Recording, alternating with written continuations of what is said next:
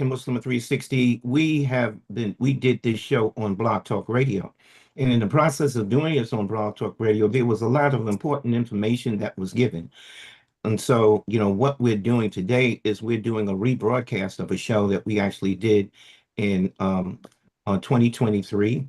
We're continuously progressing with because we don't want these are like reminders of where we were at as far as the upload life is concerned, where we're at in 2023, and then we will bring it up to date by talking to about some of the issues and topics that are happening today in the upload life. So this here is from February 6th of 2023, living in the upload life. أعوذ بالله من الشيطان الرجيم بسم الله الرحمن الرحيم الحمد لله رب العالمين الرحمن الرحيم مالك يوم الدين إياك نعبد وإياك نستعين اهدنا الصراط المستقيم صراط الذين أنعمت عليهم غير المغضوب عليهم ولا الضالين.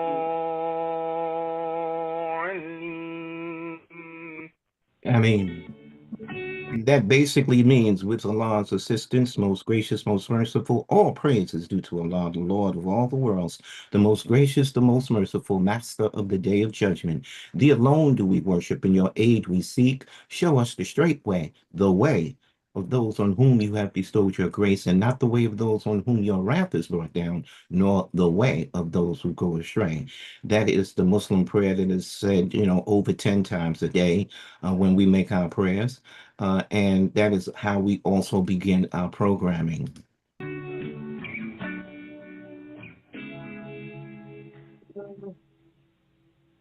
Assalamu alaikum. This is Latifa A. Hamid, the CEO for American Muslim 360, the #1 Islamic radio station in the nation, where your intellect is respected and your voice is protected. The views expressed by the host guests are their own and not necessarily the position of AM 360 or the parent corporation, the Community-Wide Shura Conference, CWSC Incorporated. AM 360 content is intended as a community service and is not designed to provide specific personal, medical, financial, or legal counsel or other professional advice, and no liability shall extend to the hosts or hostesses of AM 360 or CWSC. We encourage you to seek an advisor for your specific circumstance.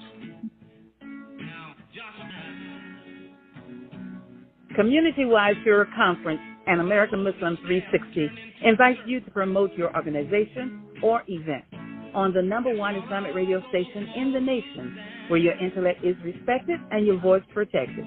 Affordable rates allow you to promote your event, product, or service and strengthen our national intelligentsia network. Contact corporate underwriting today at info@cwsc.us.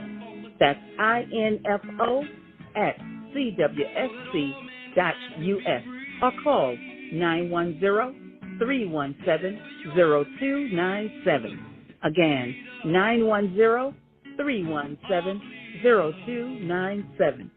Together we can remake the world.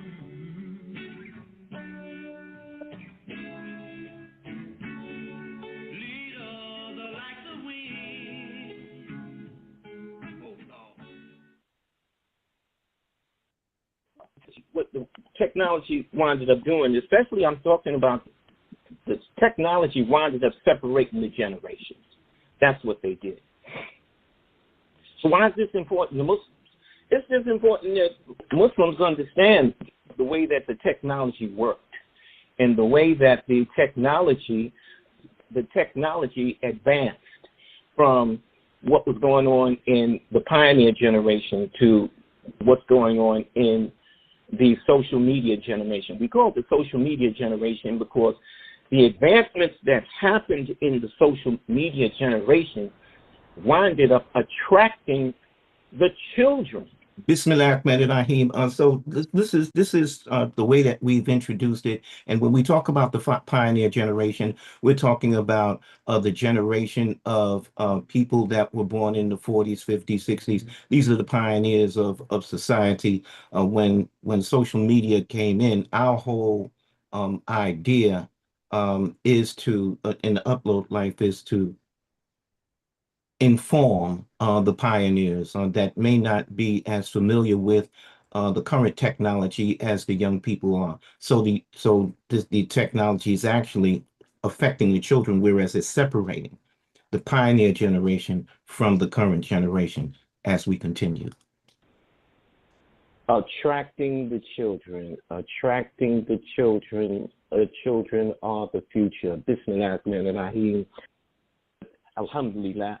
This show is about social media and the change in technology as it has moved forward from the pioneer generation, from radio to television to the computer to smartphones to the internet, and how that is basically affecting our life. Muslims are pretty concerned about this. The concern about it, Muslims who are looking to stabilize their life here in the American circumstance, because the whole idea of the idea of having a Muslim family, the idea of just maintaining and being protectors and maintainers as far as the men are concerned, and even as far as the women, having to go out to work jobs, or it may be that, you may have a job that you've been working for the last 10, 15, 20 years, and you're pretty established with that paycheck, but then you get that paycheck, and then you have to, make sure that, the bills are paid. And a lot of times people are not even using the United States Postal Service to pay their bills now. What they're doing is they're going online and paying their bills. And this was pointed out to me some time ago by someone who worked in the post office, and they said that they intentionally pay their bills by the post office. So that is a traditional way of paying bills. You get your bill and you put a stamp on it and put it in the mail and let the mail get it. But the faster way to get your bill paid these days, we're talking about rent, we're talking about Con Edison, or like your gas or your electricity. We're talking about your telephone bill. Is just to basically go online. Go from your telephone and pay your bill. Go to your computer and pay your bill. So this takes money away from the traditional ways in which bills are being paid, and this is why people say that, like the post office is going down, et cetera, et cetera. But that's not really going to happen, because there's some people who really just trust the post office to get their thing done, especially, with all these scammers out here. A good possibility that you could get scammed online. So a lot of people continue to pay their bill by so-called snail mail, which is just a cute name that they put, but basically the post office actually delivers mail if it's in the same city, it's next day delivery, and if it's across country, 3 days, it's 3 days out. Most of the time, that's what the situation is. But the media would basically have people to think that, the post office is this and that, and, they're not doing well, and, the mail is slow. I used to work for the post office, and I'm telling you, with all the machines and everything that they have, they can get the mail from New York to California in a day. I mean, it's just quick the way that it happens. And it's very organized. We've been doing this for a long time. So the post office, but the media has put it out there that, the post office is not doing well. And again, that's what we're talking about. We're talking about social media. Where do you get your information from? Because there's a lot of information that's given in social media that's not necessarily true. And I'm giving you the post office as an example. And just to show you, what they did was done during the last administration, that this last administration put a postmaster in charge of the post office with the intent of that postmaster looking to slow the mail down. That's what he was put there to do, and he started to cancel machines out. Okay, I'm going to stop it right here to give some instructions as far as this is concerned, because this is a good place to start, actually, um, because it has something to do with what has happened as far as social media is concerned. There are traditional ways that United States has operated that we as pioneers, um, have become comfortable with the way that operations can actually flow in the United States of America, in our country. We've been comfortable with the way that the government has done things. Using the post office as an example, the post office has been named as one of the most trusted institutions in the federal government. Now uh, we have other operations that the federal government does, like the IRS, Social Security, uh, NOAA, the health and hospitals, a situation that concerns us, Medicare, Medicaid, et cetera, et cetera. These are operations that happened in the federal government that we've become comfortable with. However, what happens is that in today's society, we can't even trust what's going on as far as understanding what's going on in these operations of the federal government, because the federal government is basically changing so much. We had a situation that happened with in the beginning of this current administration's government, where Elon Musk went into the IRS. He went into Social Security Department and garnered and gathered information about people. Um, and we, as the people, felt that it was that they had it's called the Doge, the Department of Government Efficiency. That is the name of the so-called organization that was formulated to what they were supposed to be doing is going in and cutting the fat, but of off of the way that the government was working. You say, like the IRS, oh, there are too many people working in the IRS. We've got to trim the fat. Oh, there are too many people working in this department, so we've got to cut the fat. Oh, there are too many people working in the Social Security Administration. We've got to cut the fat. But what they wound up doing is going in and gathering the information of everybody that is in the country. So that was the circumstance and situation that happened as far as government efficiency in this, and it winds up being a problem for the pioneer generation, because the pioneer generation, which is like us, um, we have become used to the government operating in a certain way. We understand, we understand the IRS, that we pay taxes, and then you send in your tax form, and then you get a refund every year. We understand Social Security, because we paid into it, into that degree, so we wind up getting a Social Security check every month. We understand the way that it works. However, in this current administration, things have been changing. And so this has been done with social media. When a person can, when you have a group of people that can actually go in to the IRS and attach technology onto the IRS computers and gather all of the information about everybody that is paying taxes. So the people's social security numbers, people's names and addresses, and all that can be downloaded onto devices, so that that information is now given to everybody. So your social security number, your address, your files now are in the hands of people that are not elected. That's the big thing. So that's the situation that we're kind of in, that the pioneer generation feels a little concerned about that. And that's what the social media, and then the other part about it, as far as social media, as far as mainstream media is concerned, because there's social media and there's mainstream media.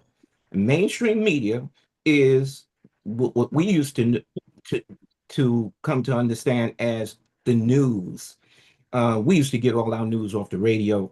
We started getting it off the radio. We started getting it off television. However, with the invention of the World Wide Web, WWW, that stands for the World Wide Web, and computers actually coming into the picture to access the World Wide Web, what has happened is mainstream media has decided that they were going to get involved with the World Wide Web. So not only radio and not only television, but now mainstream media is also on the World Wide Web. And so rather than the pioneer generation getting their information off of the radio, rather than the pioneer generation getting their information off television, the mainstream media, pioneer generation, because there's cell phones and there's computers, and pioneers have that, going from radio and television to the computer and to their telephone to actually get their information.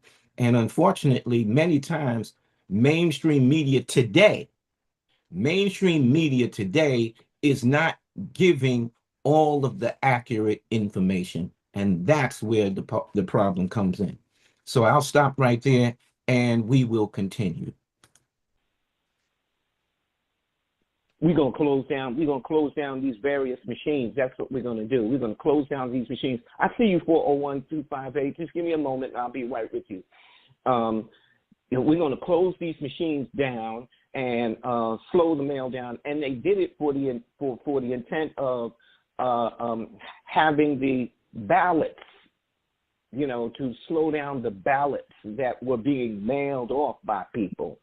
So, they had this thing with the ballots that was one of the tricks that was being used. So they made the post office a traditional organization that's been working for over 100 years, and now all of a sudden, and let me tell you, when you work for the post office, you have to take an oath, and the oath is you have to take the oath that the FBI takes, that anyone who works for the federal government has to take an oath. They make you raise your right hand and say that oath. And if you do something wrong as far as the post office is concerned, it's a federal crime. It's a federal crime. So I'm saying all this to say that the post office has had these things in place for a long time. And I'm just using the post office as an example. But any federal organization, because they're not only coming after the post office, they're also coming after the Federal Bureau of Investigation, and we're talking about the last administration did that, and this current administration, as far as Congress is concerned, with the whole January 6th, they're coming after the FBI. And the other part is that they're coming after the IRS. They're coming after.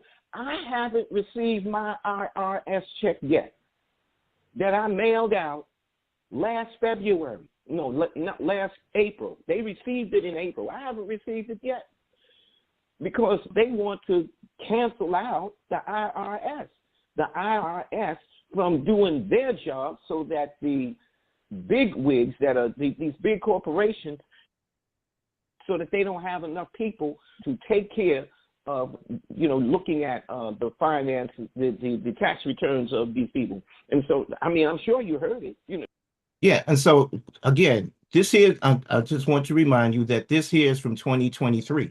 All right, February of 2023. What is it now? It's 2025. The lies that were put on social media, that are being promoted on social media, that they want to hire 877,000 IRS workers so that they could come with guns to your house and demand that you make money.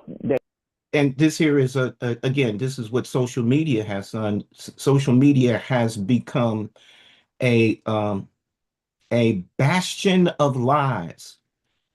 It's a bastion of lies that what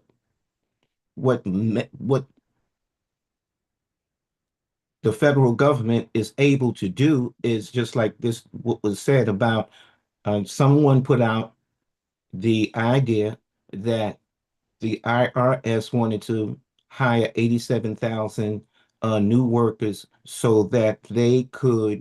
uh, uh, so that they could process internal revenue forms in a more accurate way and reach everybody.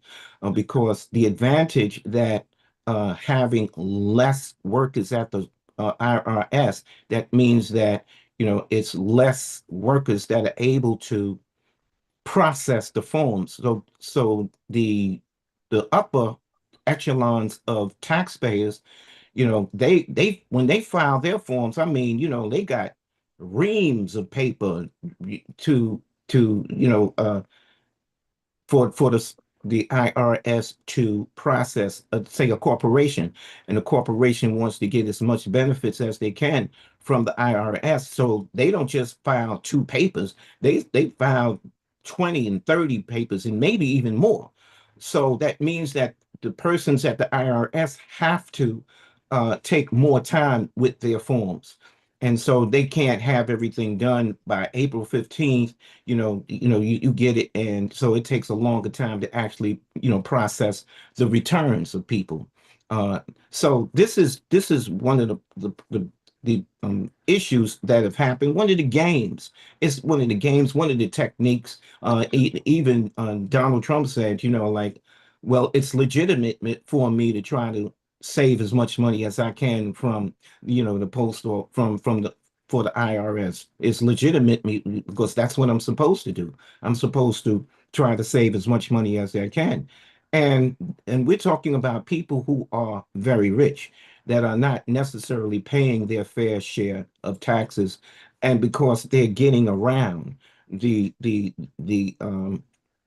rules and regulations that have been put in place. There are ways to get around it, and so they use it, and to the point where there are a lot of corporations don't even pay taxes when at the end of the year. They make millions and billions of dollars, and they don't pay any taxes because they know how to navigate the IRS system. And when you don't have the workers that are able to go over these forms with a fine-tooth comb, then they wind up getting away with it.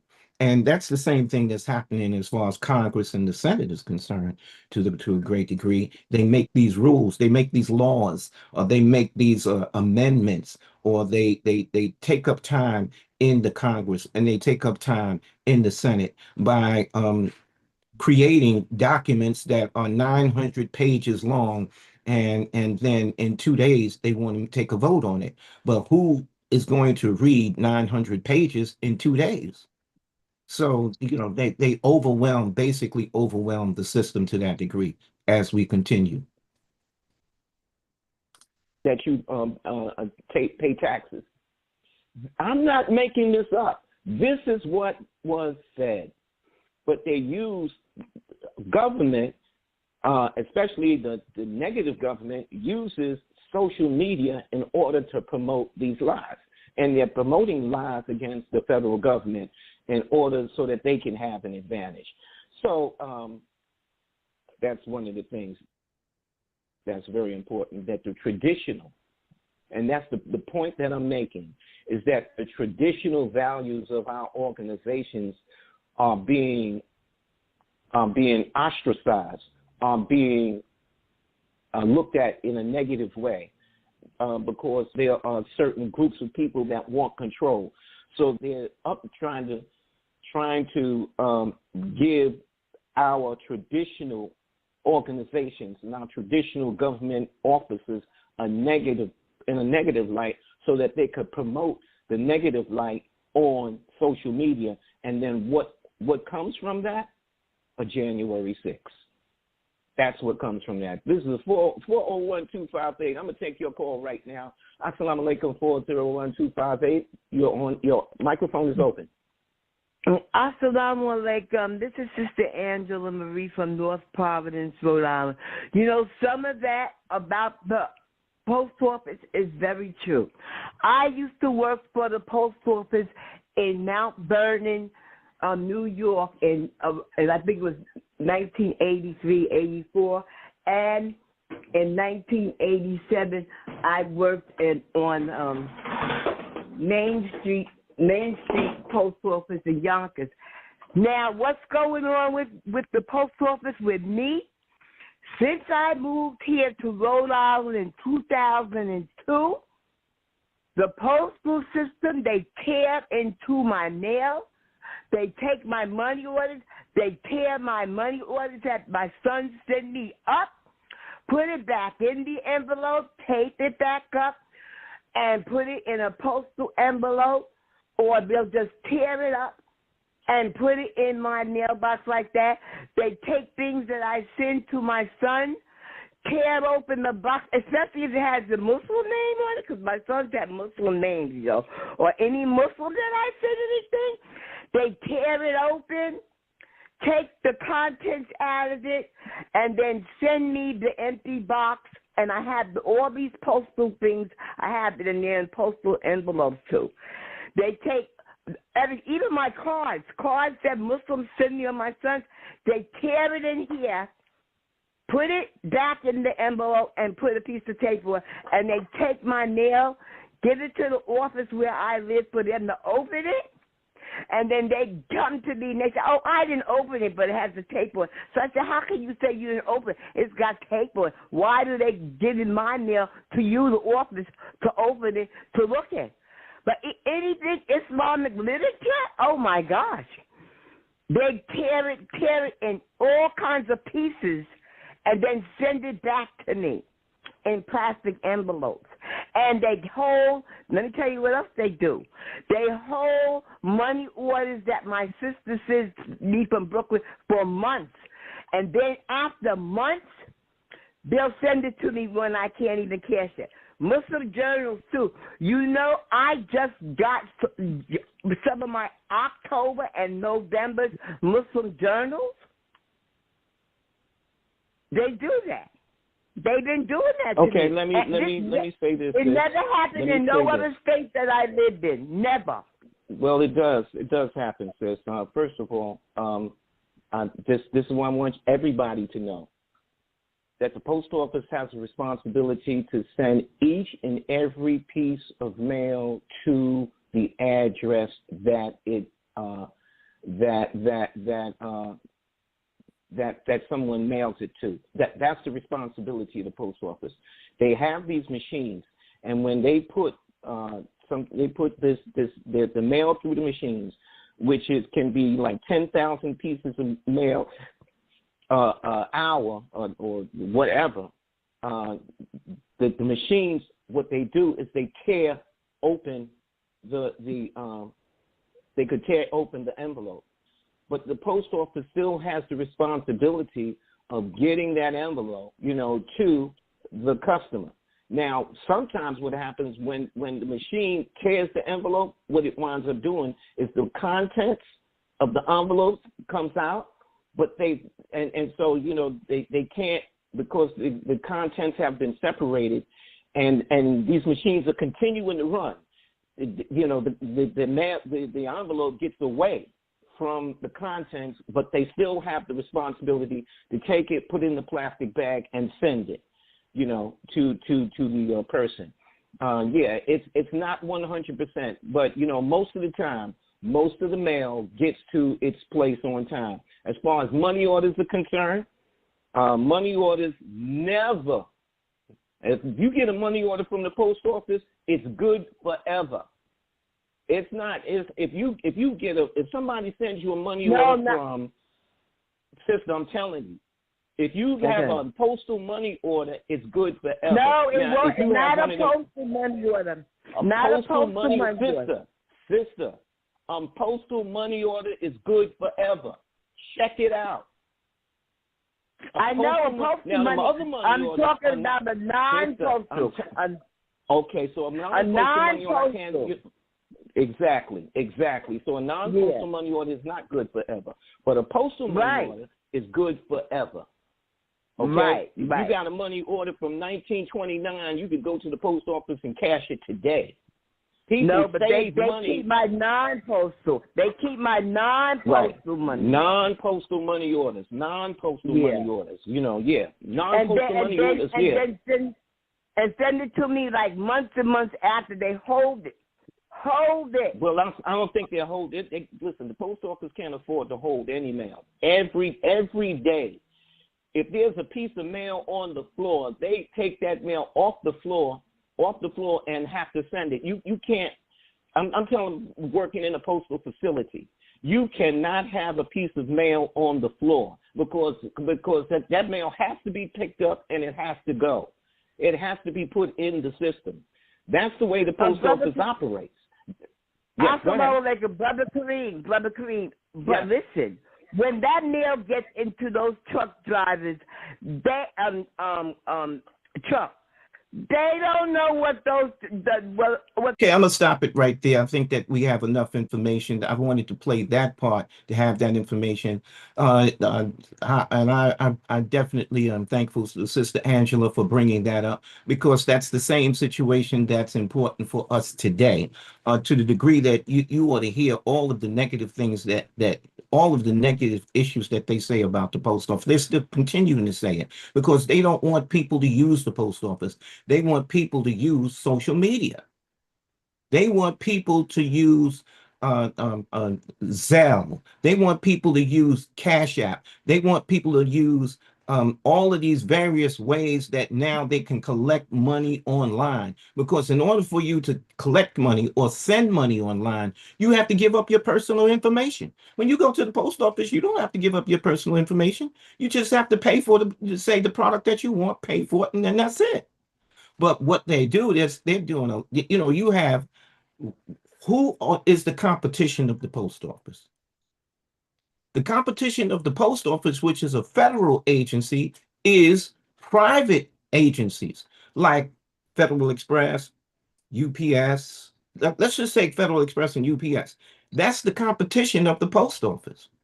And the post office has you cannot compete with the post office by selling under the price of the post office. So Federal Express and UPS have to charge more. They can't compete with the post office by charging the same amount or charging under the rate of the post office. They have to charge more. That's federal. That's a federal law that allows private industry to actually compete with the post office. So the post office is always going to have the lower rates, always. The post office is getting ready to go up today. We're talking 2025. They're getting ready to go up on stamps, and they're getting ready to go up on some other processes. I was in the post office the other day, and I ordered some money orders, and they've changed the money orders, the way that money orders look, because there were some schemes that was actually going against money orders where people were doing some things. So today, what the post office had to do, they had to make some adjustments. The money orders are still the most secure ways as far as sending money and saving money if you're doing a money order. I think the money order cost me something like I think it costs something like $3 for a postal money order.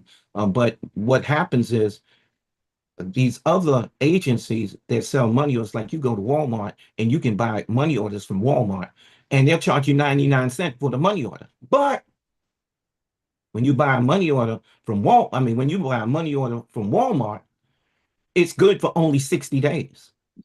For 60 days, if you don't cash that money order in 60 days, then you're done. You lose your money. Okay. So that's why they do the 99-cent thing, because, it's like, it's money. It's only good for 90 days, but postal money orders are good forever. And mainstream media is actually doing a lot of negative things as far as the post office is concerned, saying that they're stealing mail, they're converting money orders. And that's not to say that some of those things are not true, but I mean, really? I mean, really? It's like, You got all this information about the post office, but you know these other places that are scheming. We're talking about these other ways of sending money. Oh, you don't know anything about that, but they're specifically focused on the post office. I'm just using that as an example for some of the things that are going on. But the postal workers do it. Muslim journals, newspapers get. Third, their savings. People, I've seen it. People come in and get a $500 money order and then put it away.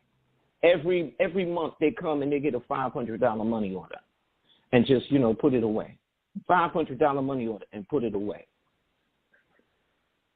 And if you have the top part and somebody steals your money order, you got to have the top part, and the postal money order hasn't been cashed, you can fill out that top part of the money order and put in a claim that, like you need your money order. And if the post office sees that the money order hasn't been cashed, they will reissue you another money order. And to that degree, just to say that the security system with the United States Postal Money Order is so secure that first of all, you can put the money order in your bank account. If you receive a postal money order, you can put it in your bank account. They check with the post when it's put in your bank account. They check with the post office and verify that it's a legitimate money order that's actually going to you. Okay, and then they'll put it in your account. Now, once they receive, so this is what I'm saying. If you send someone a postal money order and then you take that money order and put it in the bank will check to make sure that the money order is legitimate by communicating with the post office. If you say somebody has taken the money order and did something devious as far as the money order is concerned, and you have the top part of the money order, you can take that to the post office and tell the post office, like your money order was lost or your money order was never cashed. They can actually check to see who actually cashed that money order. And once they see that, if they see that there's some discrepancies that actually going on as far as your money order is concerned, they will reissue you a money order. That's how secure the United States Postal Money Order is. It's traditional, and there's a lot of game that's actually going on with it, but it is one of the most secure pieces of transferring money. It's very secure. So I just want to say that, and I'm telling you from experience. I'm not telling you something that I'm guessing or something I read off the internet. I'm telling you something that I know from experience of working at the post office. They will reissue you another money order because, like they can check to see if the money order has been cashed or whether it's not been cashed. I'm only talking about postal money orders. I'm not talking about Western Union or some of these other money orders that people go and get. Money orders from Walmart and all those places. They give you these $99 money order, 99-cent fee or 59-cent fee if you buy my money order. All you have to pay is 59 cents, for the money order. But their money order is only good for a certain amount of time. I think you have to pay something like $1.25, $1.75 for a postal money order. And you pay that $1.75, but the money order is good forever. It's just good like that. And if somebody steals and you have the top part and nobody cashes it, you got because on one side you have your name and on the other side you have the name of the person that it's supposed to go to. Those are the only two people that's supposed to be able to cash that money order. There's no third person that's supposed to be able to cash it. And if you take it to a post office is going to ask you for the ID and make sure that the ID matches the name of the person that's on the money order for them to cash it. Banks. I didn't mean to get into this whole thing about money orders, but I'm just saying this here. The whole point is that the post office is a traditional organization. Bottom line, and again, living in the upload life. This is what they're doing. They want to get away from the traditions. So much so that what is happening? They're getting away from the traditions to a great degree. And I know that many times you may go on social media today. You can't even believe what's being said on social media as far as the federal government is concerned. You can't believe it because there's lies. There's so many lies that are out there today. We had this thing that recently that's called the Big Beautiful Bill. It's an ugly bill. It's horrible because how are you going to call it a big beautiful bill and you take away services from poor people in America, and then you give all this money to Israel? And I mean, this is the conversation that's actually going on social media. People are just frustrated with this here, that you're taking money, Congress and the Senate have voted to pass this bill that is going to increase the debt of the United States by $4 trillion. $4 trillion is going to increase the debt of the United States. And when we talk about $4 trillion, this is what we're talking about. Look, the numbers is just crazy. I don't even want to get into the number part of it because it's just too crazy.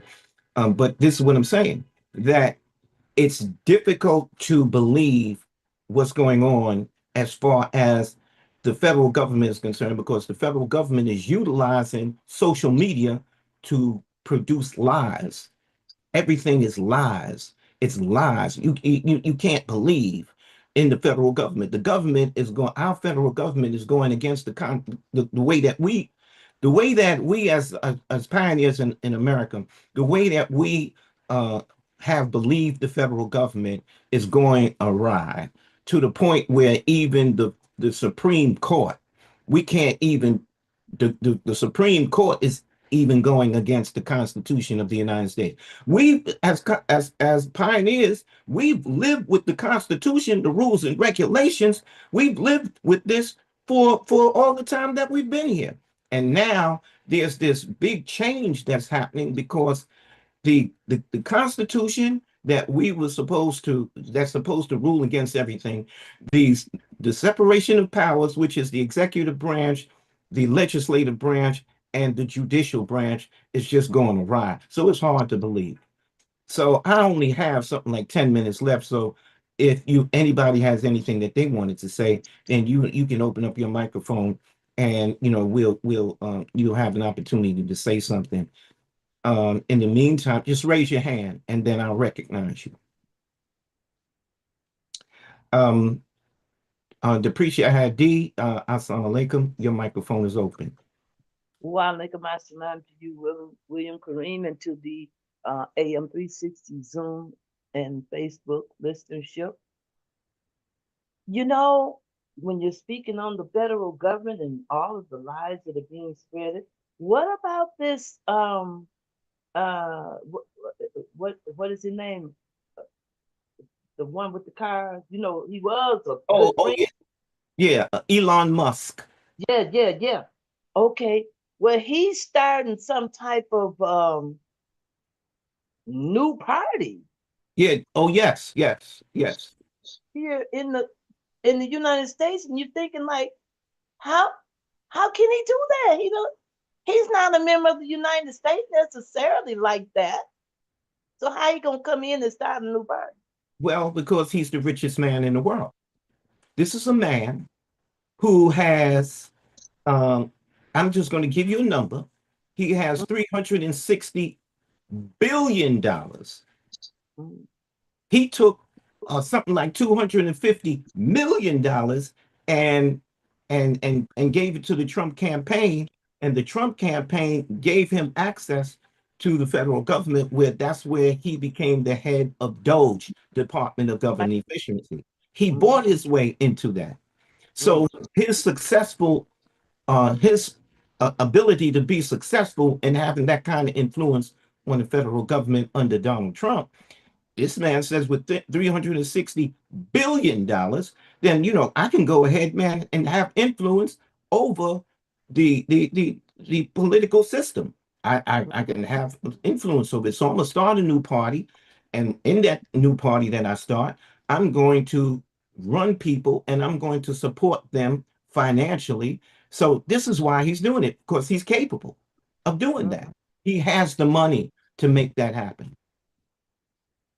mm, that's something else. We Yeah, just we gonna be owned by somebody else.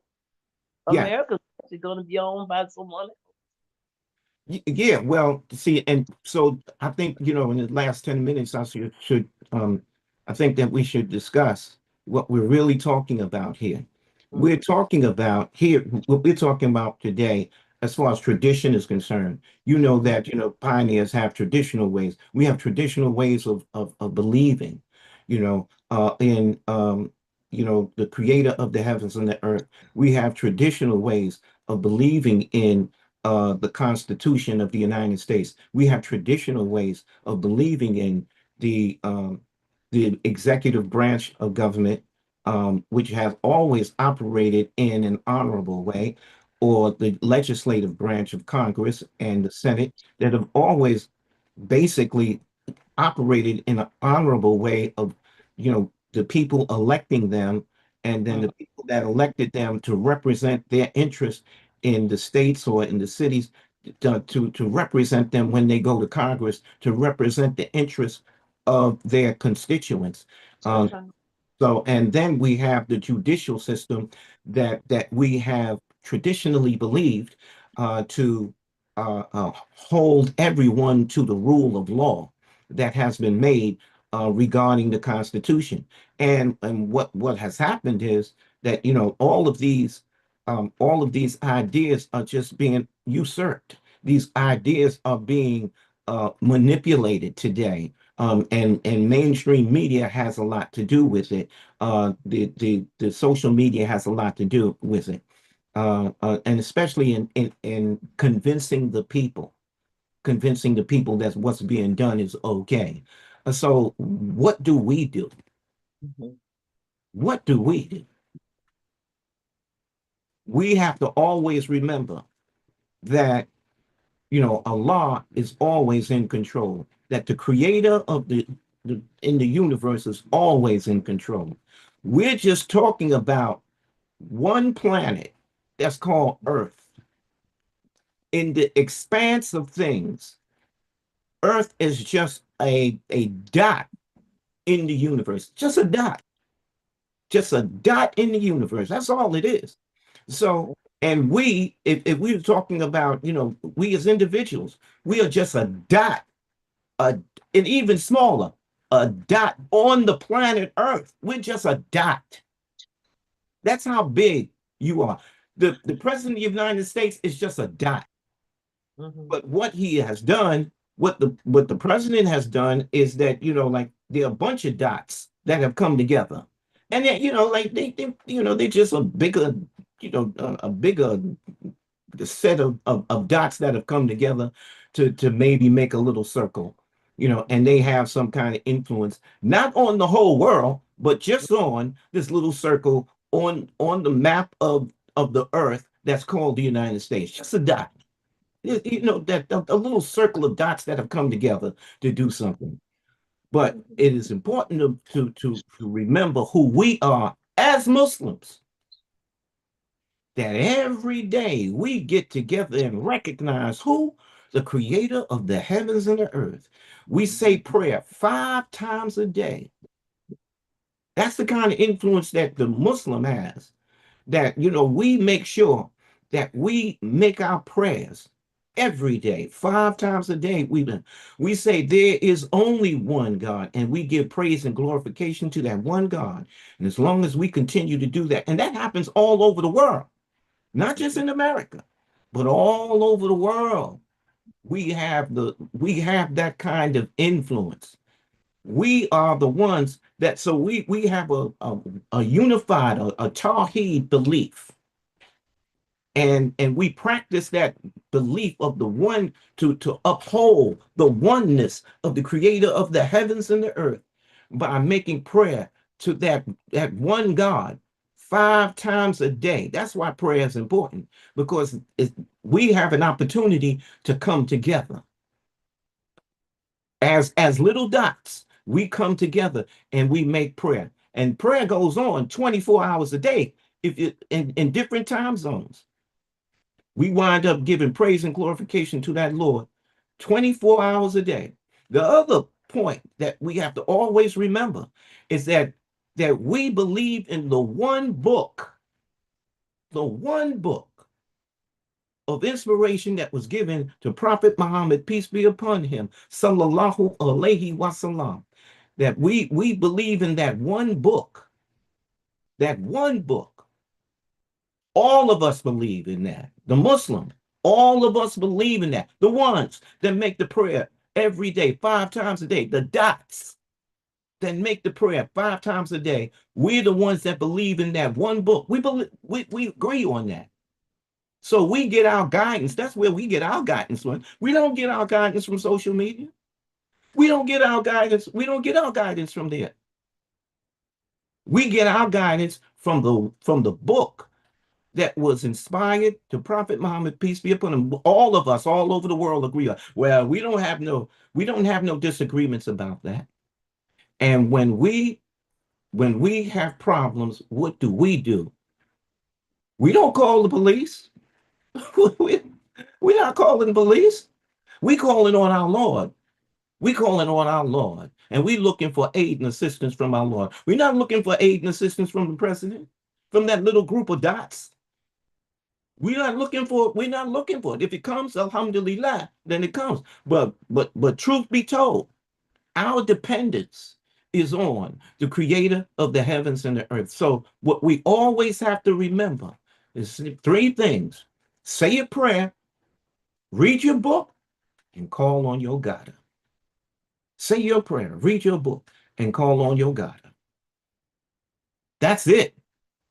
Whatever happens, as long as we say our prayers, read our book, and call on our God, we in good shape. We in good shape. So I want to thank you, brothers and sisters, for joining me this morning on living an upload life. I pray that there was something that was said that is a benefit to you. And if I said something that was necessary, it wasn't to give insult to anybody, even our this current administration, the way it's operating is not to give insult to anybody, but we just are seeing the things that are happening. I believe.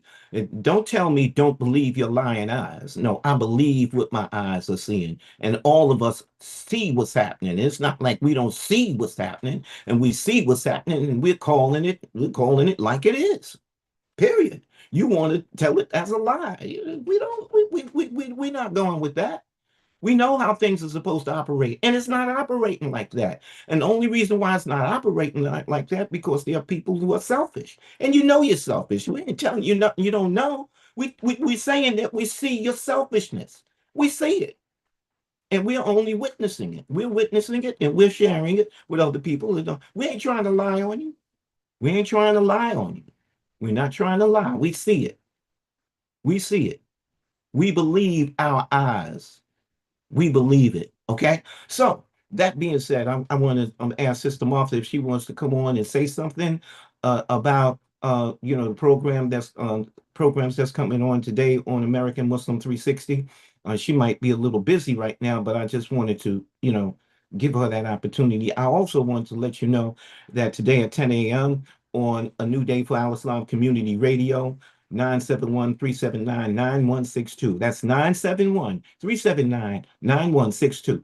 To join us at 10 a.m. for reviving the Quran and Sunnah with our brother Ibn Yaqub Islam. And I also want you to know that I'll be back here tomorrow, inshallah, with stories of the lives of the prophets, and we're going to have a great program with that because there are many things that we want to discuss as far as the stories of the lives of the prophets. This is a book that is written by Ibn Kathir, who was a Muslim scholar that lived in the in the 100 years ago, something like that.